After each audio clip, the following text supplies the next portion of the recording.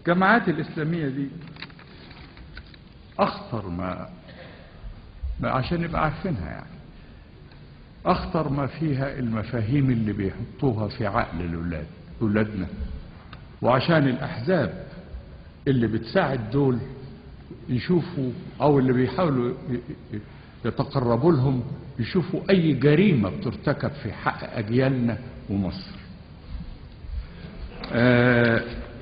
فكر الناس دول إيه؟ فكر الناس دول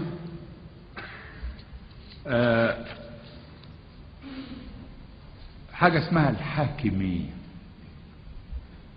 بمفهومها انه الحكم بما انزل الله ورفض اي قوانين وضعية. العنف، الايمان بحتمية الاصطدام مع السلطة الكافرة والمجتمع الجاهلي والقضاء عليه، اخطر ما فيها بقى. ودي اللي بذرها الاخوان المسلمين. وجوب مبايعة امير الجماعة والالتزام بمبدأ السمع والطاعة له في جميع الظروف.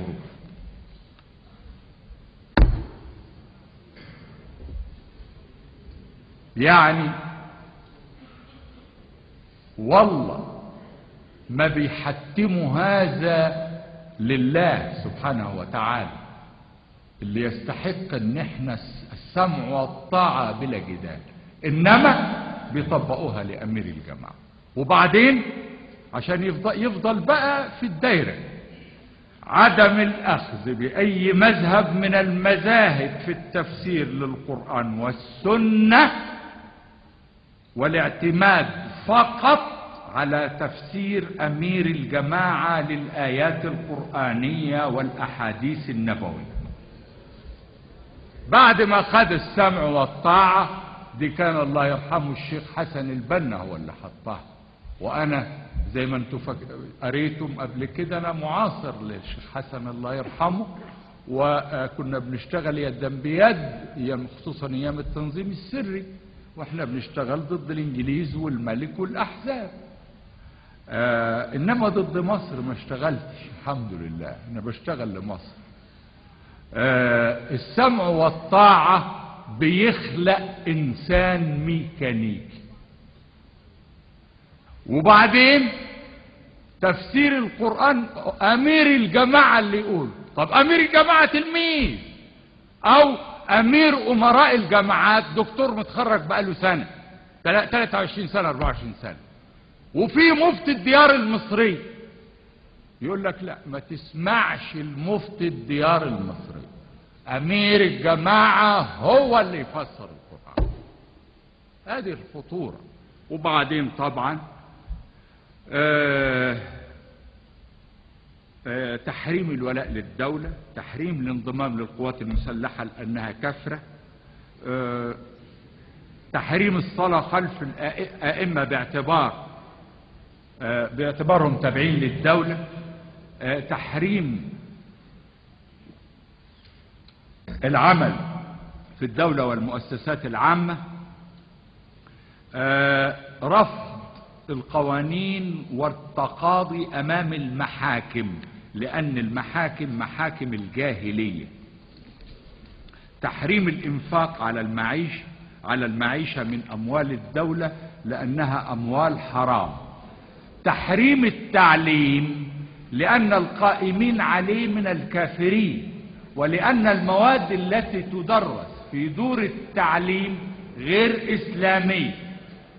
وبعدين شوفوا المغالطة، ولأن الله خلق الإنسان لعبادته فقط، ووجوب اقتصار التعليم على القرآن والسنة. هي دي عبادته اللي هي الآية اللي ربنا سبحانه وتعالى بيقول وما خلقت الجن والإنس إلا ليعبدون.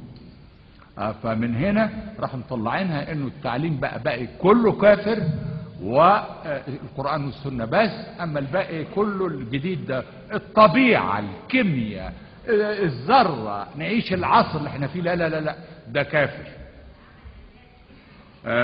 تحريم الملكية الخاصة، لأن الله مالك كل شيء. شوفوا اللعبة بالألفاظ. طب ما هو الله مالك كل شيء فعلا، صحيح، بس يعني وأنفقوا مما جعلكم مستخلفين فيه، استخلفنا فيه.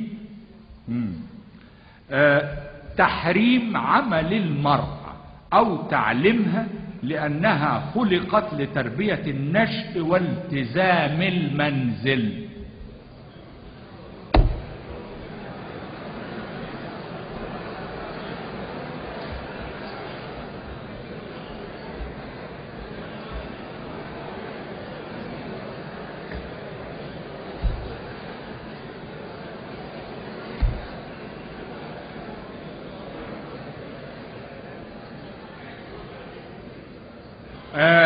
تحريم مشاهدة التلفزيون والسينما ووسائل الإعلام الأخرى لأنها تنشر الفساد. إن المسلمين الآن يعيشون في دار حرب، ومن ثم وجب الجهاد.